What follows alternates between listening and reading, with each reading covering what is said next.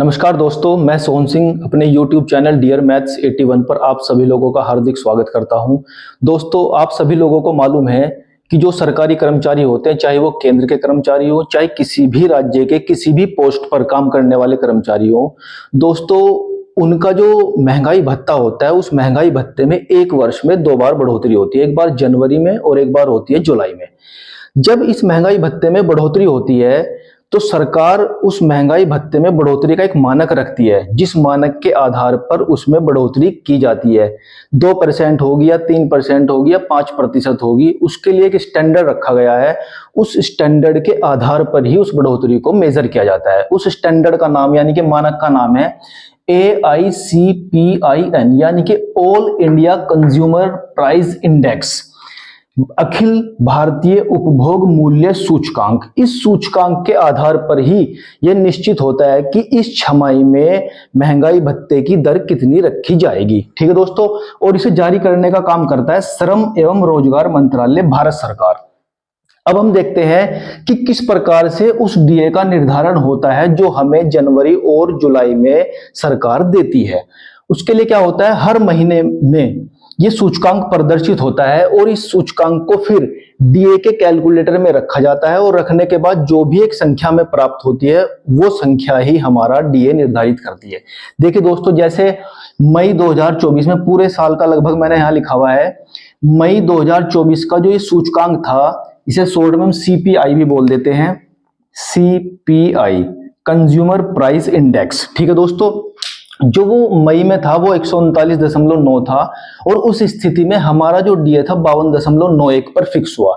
अब दशमलव में तो हमें जो डीए नहीं मिलेगा, तो सरकार ने इसका क्या रूल बनाया, जब दशमलव में कोई संख्या हमें आप प्राप्त होगी, जैसे 52.91 है, तो हमारे अनुसार जब हम संख्याओं को पढ़ते हैं तो हम मान लेते हैं कि जिसके करीब होगा उसे हम ये मान लेते थे, हम इसे लगभग 53 मान लेते थे। लेकिन यहां पर इसे 53 नहीं माना जाता। यहां पर क्या कहते हैं कि जो दशमलव के बाद का नंबर है वो खत्म माना जाएगा और उस दशमलव के पहले जो कंप्लीट नंबर है वही आपके डीए का काम करेगा, जो कि इस सूचकांक के आधार पर निश्चित होता है।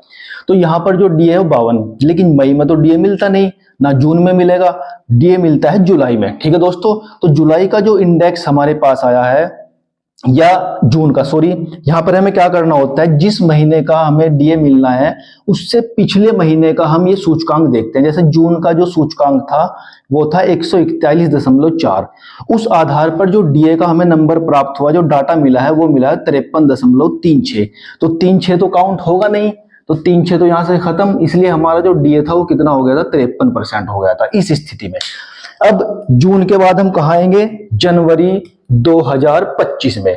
तो जनवरी 2025 में हमें कितना डीए मिलेगा ये निर्भर करेगा कौन से सूचकांक पर, जो सीपीआई हमें मिलेगा दिसंबर 2024 में।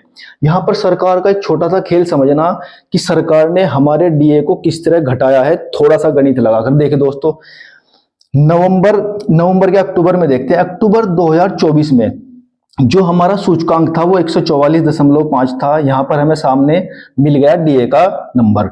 इसके बाद नवंबर 2024 में कोई बढ़ोतरी नहीं हुई है, 144.5 था, तो ये भी 144.5 ही रहा। जब इसे कैलकुलेटर में रखा गया डीए के, तो हमें एक राशि मिली 55.54। कोई बात नहीं, सेम चलता रहा काम।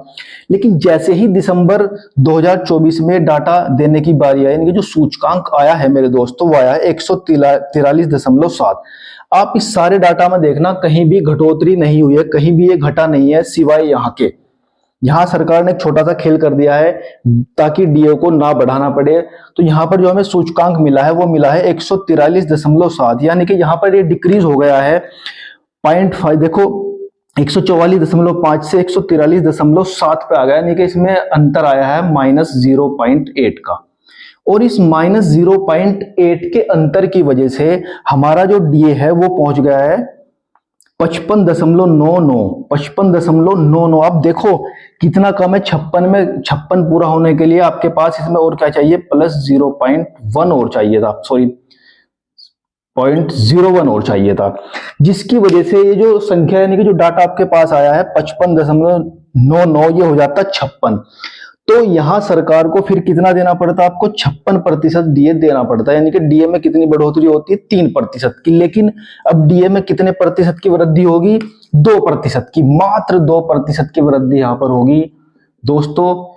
एक छोटे से नंबर की वजह से, वो नंबर कितना है 0.01%, ये कितना था 55.99 और ये होना था 56, और आपका डीए बढ़ जाता 3%। लेकिन सरकार ने क्या किया, इस सूचकांक को 143.7 यानी कि एक ऐसे नंबर पर फिट किया जिस नंबर के कारण आपका जो डीए का डाटा था वो 55.99 पर ही रुक गया, जिसके कारण आपके डीए में जनवरी 2025 में सिर्फ और सिर्फ 2% की वृद्धि होगी। ठीक है दोस्तों, ये हुआ क्यों, आप ध्यान से समझना।